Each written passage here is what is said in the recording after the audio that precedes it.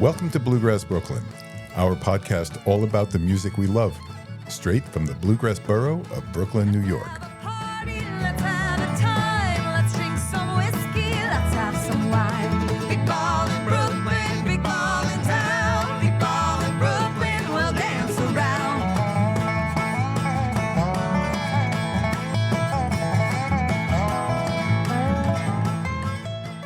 Hello, and welcome to this Monday edition of the Bluegrass Brooklyn podcast. I'm your host, Liz Wolfe, and in these editions, we explore topics that are related to and supporting our favorite music, bluegrass. Enjoy the show.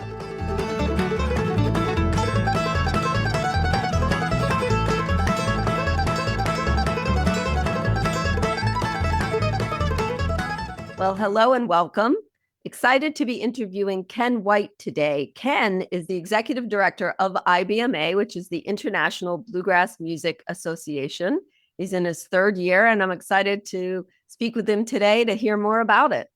Thanks for having me, Liz. Always happy to talk about bluegrass. Yeah, well, that's a great start to this. What was your journey to coming into bluegrass and then deciding, you know what, I want to devote my whole life to it, have it be my full-time job? Well, my family obviously loved the music, my dad in particular. So when I was a little one, I grew up with my ear next to the hi-fi, him playing the Osmond Brothers or Bill Monroe records. When I was about 10, he brought a banjo home. A friend of his let him borrow it, and he told me, don't mess with that. So, of course, what did I do? Tried to play the banjo. So when I was 12, for Christmas, I got a banjo and took some lessons, and Earl Scruggs, J.D. Crowe, those were my idols. But then as my teen years came along, I couldn't rock and roll on the banjo, so I picked up the guitar. Tony Rice was my big hero, and those David Grisman records with Tony Rice on them were kind of my gateway to all kinds of musical experiences. So yeah, I've been a player all my life. I actually got to the point to where I was traveling professionally in a band, New Tradition. So I did that until it was time for me to settle down and have a family. That was right when the internet was starting to take off. So I switched careers and became a web developer. And then a couple of years later, me and a couple of friends started our own advertising marketing firm. And I did that for 25 years. And then my son matriculated. And so I was like, well, now it's time for me to go back and follow my passion. And this job came open, and it was an opportunity for me to meld my business and musical experiences. So yeah, love it.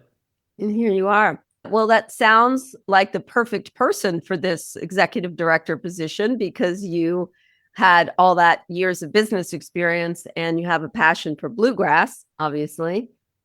Yeah, for sure. I would say the membership of IBMA is made up of a lot of entrepreneurs, from artists to labels to, well, just basically anybody that works in our industry kind of has that entrepreneurial spirit. So I identify that with that a lot. So I think it gives me a good basis with which to understand and communicate things with folks.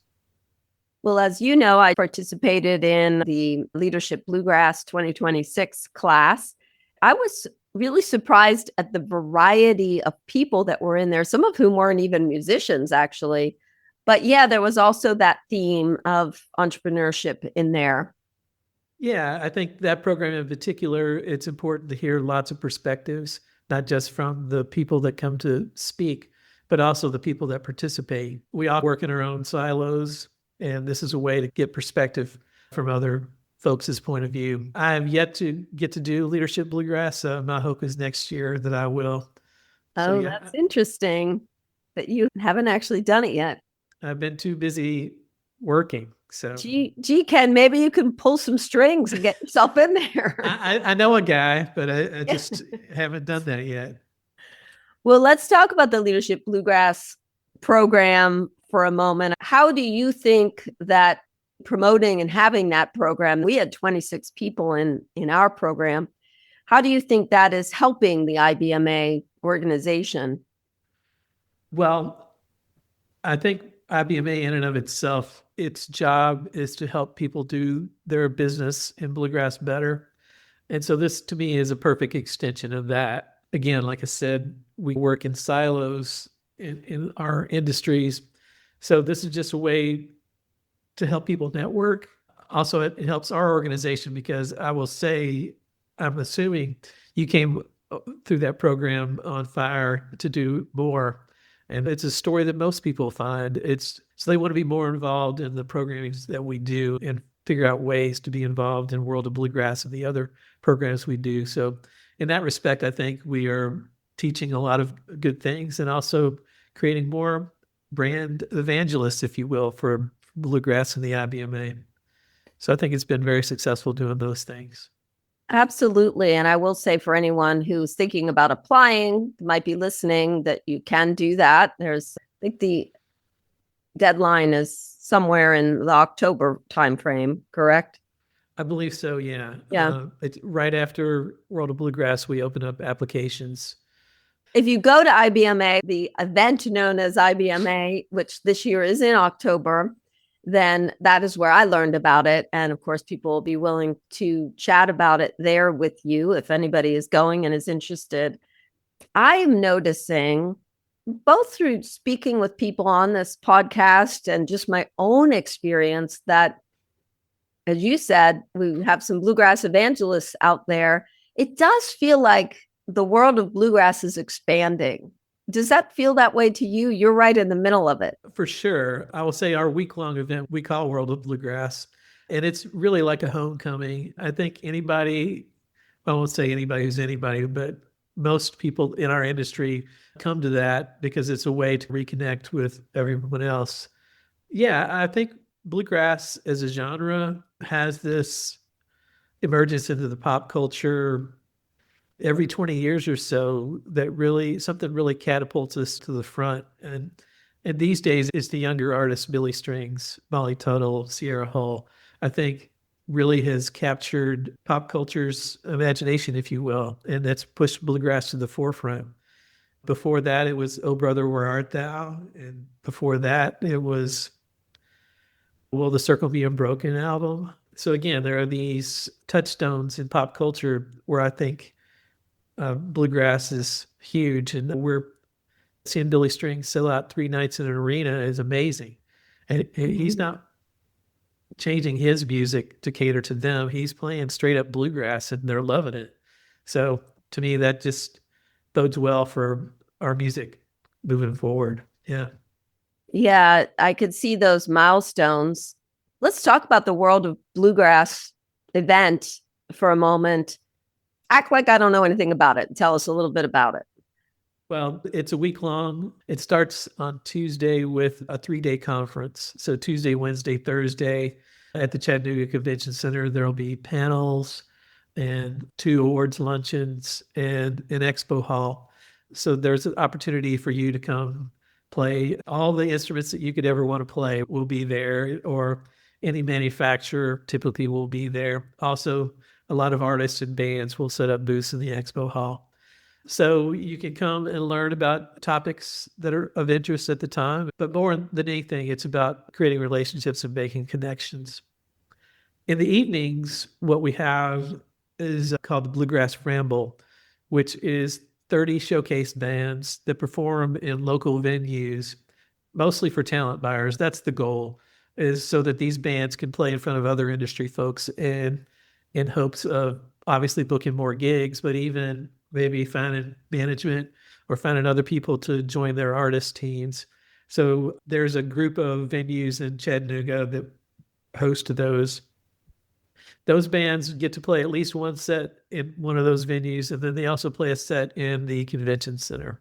So again, it's a great way to showcase up-and-coming talent. And even older artists, established artists, will play showcases because it's the best place to get in front of talent buyers. Then Thursday night is what we call the biggest night in bluegrass, which is the IBMA Music Awards. We host that at Memorial Auditorium.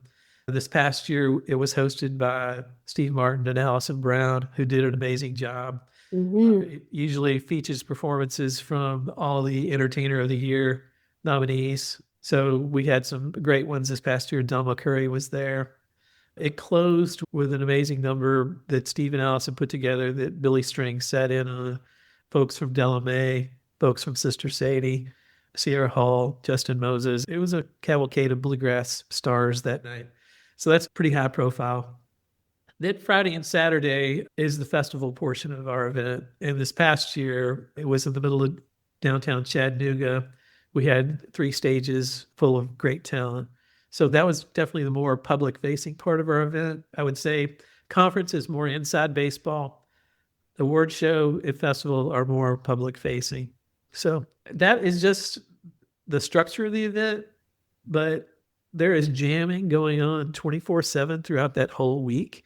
You can't have a corner that's empty for 5 minutes until there's a swarm of musicians that are going to fill it up and make music. And that's part of what's so great about this music is getting to play with people from all ages and all skill levels. And it happens big time there in those hotels.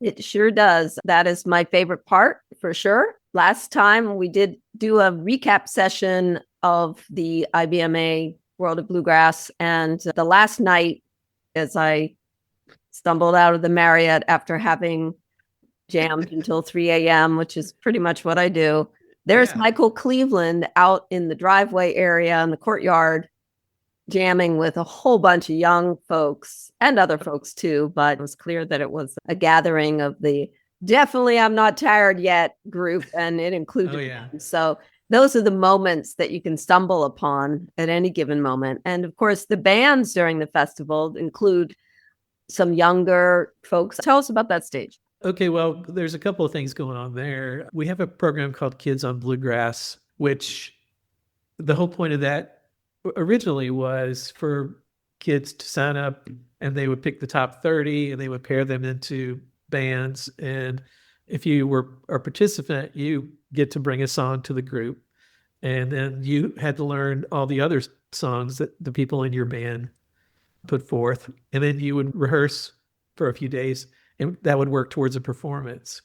Well, the program got so popular, Deanie Richardson and now Kimber Ludeker is in charge of it, that they didn't want to say no to any kid. So they figured out a way to have, yes, they called that the honors track, but there's also a camp track. So they would take kids basically from any skill level. They would get all the fiddle players together and teach them how to be better bluegrass musicians. So this past year, I think there was 110 kids in the program. So part of our job as staff is figuring out performance opportunities for kids on bluegrass. So they are peppered all through the event. And there was a youth stage last year that featured a lot of kids on bluegrass performances. There's also college bands. So I will say what is so great about bluegrass is that you can look on the main stages at most festivals and see performers that went through this Kids on Bluegrass program that went to college and played with their college band and then toured professionally and then started their own band. Sierra Hall and Molly Tuttle being prime examples of that. So highlighting college bands is also important. That's some work that the IBMA Foundation does that we try to facilitate. So I think this coming year, each of those groups are going to have their own stage. College bands will have a performance space. Kids on Bluegrass will have a performance space too. Anything to encourage the youth in the music, because that's the future of what we do for sure. Yeah, those are the shows I love. Don't get me wrong. Last year we had Gillian Welsh, we had the Sister Sadie, Jake Jolliffe, Michael Cleveland. Those are amazing shows. But I like wandering down to the part of the festival where there's not so many people sitting there, and you can tell it's a lot like moms and dads and things, and there's young folks there. Okay, so the IBMA is a 501c3 nonprofit, but there are 3, we'll call them legs or parts to IBMA. So tell us about those 3 different parts. Well, there are 3 separate 501c3s, and they each sprang out of IBMA, but then took on their own life. IBMA Foundation is a granting organization, so a lot of their work is done in the education space, not just writing grants to get folks to be able to study and do particular programs, but scholarships also for college, et cetera. So a lot of great work towards the future of the music there. The other one is the IBMA Trust Fund, and that organization writes grants for bluegrass professionals in need. So when IBMA first got started 40 years ago, it was in Owensboro, Kentucky. And after a couple of years, the leadership decided they wanted to have a festival. And originally, the festival was created just to create revenue for the IBMA Trust Fund, because things like Music Cares was not mature like it is now. There was not a lot of options for bluegrass musicians or professionals. If they had a rough stretch, then it was hard times. So this was a way for the community to band together and take care of their own. And I believe over the course of their life, they've granted more than $1 million to folks. So my job with the trust fund, they have their own board, but they have no staff. So my job is to be their staff. Also, IBMA Foundation, they have their own board. As by virtue of my job, I get to sit on their board. But both of those organizations do such great work. It's one of the more rewarding parts of my job is to see the difference that they make in people's lives.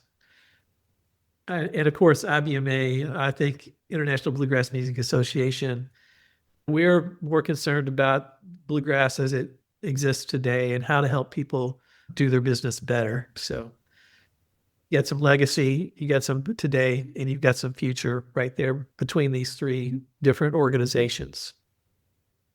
So tell me about, just from the IBMA, your job and helping the business of bluegrass. What are some projects that you're working on right now? Well, I will say that preparation for World of Bluegrass takes 90% of our time and creates 90% of our budget. So part of my job, not just making sure that the event goes well, is figuring out other opportunities for us.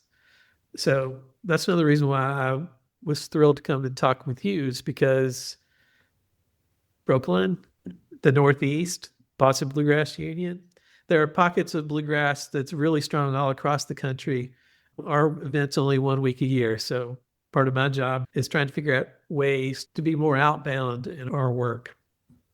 One of the programs that I'm really thrilled about that we have is called the International Band Grant Program. And so we wanted to emphasize the I in IBMA, international. Our U.S. artists have, for many, many years, have been able to go perform overseas. And there's big pockets of bluegrass all across the world. Japan in the 70s was a hotbed, also in Europe. And now it's just exploding now that artists like Billy Strings and Molly Tuttle and those folks perform all over the world. So International Band Program, we accept applications, and then we choose one band from overseas to come and perform at World of Bluegrass. And then they come back the next summer, and we put together a tour for them. Dates include performing on the Grand Ole Opry, playing at the Station Inn, playing at Romp Festival, playing at Gray Fox. There's a Frankfurt Bluegrass Festival near Chicago. So we set some key dates for a tour. The hope then is that those bands will expand that tour to play all across the United States. So it's a way to not only promote international bluegrass, but to give those bands a leg up on their ability and visibility here in the U.S. So when I first took this job, the winner that year was Country Gong Bang from South Korea. I was blown away. I don't know if you've heard them, but I saw him at Gray Fox. you know, I didn't understand a word that the singer was saying, but I was touched nonetheless. And what I dug so much about it is seeing the music that I grew up with reflected back to me through a different culture and a different lens. And it just showed me how vibrant bluegrass is and how much love there is in the music. So again, every time we get to pick a new international band, it's just such a thrill. And then seeing them come to the United States and get to play some of these great venues, it's feel good all over again, for sure. That's the wonderful thing about bluegrass, even for people who aren't familiar with it. Once they get to hear it, especially some of these bands like that one and just any band really, becomes that the joke is, oh, I just went to one festival and now it's pretty much all I'm going to do for the rest of my life. Yeah. You get hooked into it. And even when you don't really understand it very well, there's just something about it. How much of that do you think, of course, you're very focused on the performance and the performers and the business of bluegrass, but part of the business of bluegrass is getting people exposed to and newly introduced into the music. And often those are people who, frankly, can only really play G, C, and D on their guitar and want to sit in the back and strum. Yeah, I mean, we all come at it from a different point of view and a different ability to peel back the layers of the onion, if you will. That's what's great about music is there's always more to learn, more to do. So part of being a facilitator / educator is just giving people the tools to drill down as far as they can or want to. So yeah, it's another thing about the World of Bluegrass event. To me, it's like I'm basically creating a blank canvas that people can come and put their own experiences on. It's build your own adventure in a way. You can go to all the panels, you can go to all the concerts, but it's really about finding people like yourself to play music with and share the passion of the music, because they're going to tell you about their experiences and things that they've learned and things that they think you should do. Because, hey, that's how it works. As somebody that grew up playing this music, I went to many a festival, and I rarely went to see stage shows. I was more interested in going to the jam sessions in the parking lot, because that's where the real education and the real entertainment was to me. And I know that when people come to World of Bluegrass, that's the main thing they're coming for too. That is certainly where I started and where I come from. Of course, bluegrassjamsnearme.com is my website. That's what I'm looking to get jams all over the world posted on there. And so that's certainly my come from. And it is interesting even to watch my own personal development into, well, now, first year I just went down to IBMA and hung out and jammed. And then the next year I did the Wernick thing with Pete Wernick and really got involved with that. And then the next year, now here I am going to go for the whole conference. As the executive director, what do you see as the future of the IBMA organization or Bluegrass? What's your vision? Well, for the organization, as I said, I feel that our next evolution is to figure out ways to bring what we offer to more communities than just one. Yes, the Chattanooga World of Bluegrass experience is life-changing, but I feel like there's ways that we can go to these other pockets and bring something just as compelling. So I'm excited about that work.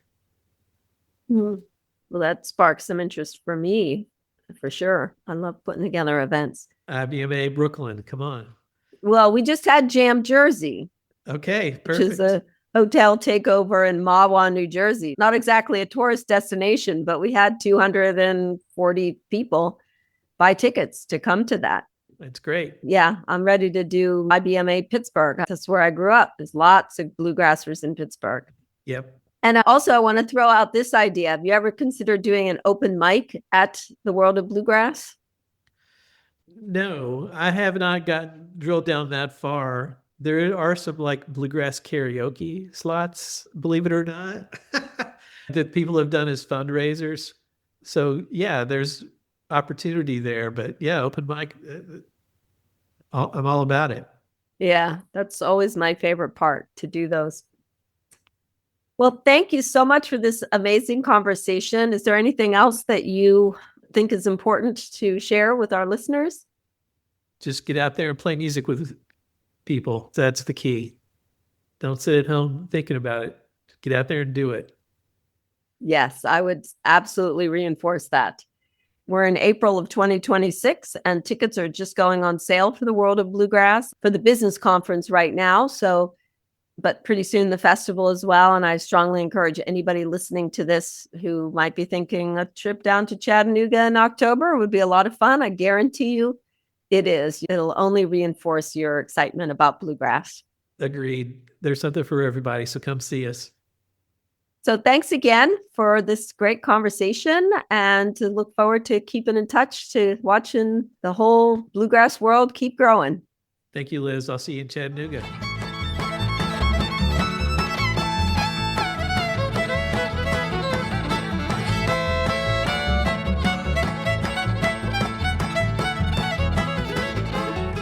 Thank you so much for listening. Again, my name is Liz Wolfe. Please subscribe to our podcast and follow us on our social media so you never miss an episode. You can find us online at bluegrassbrooklyn.com. Brooklyn is spelled BKLYN. See you around the jam circle.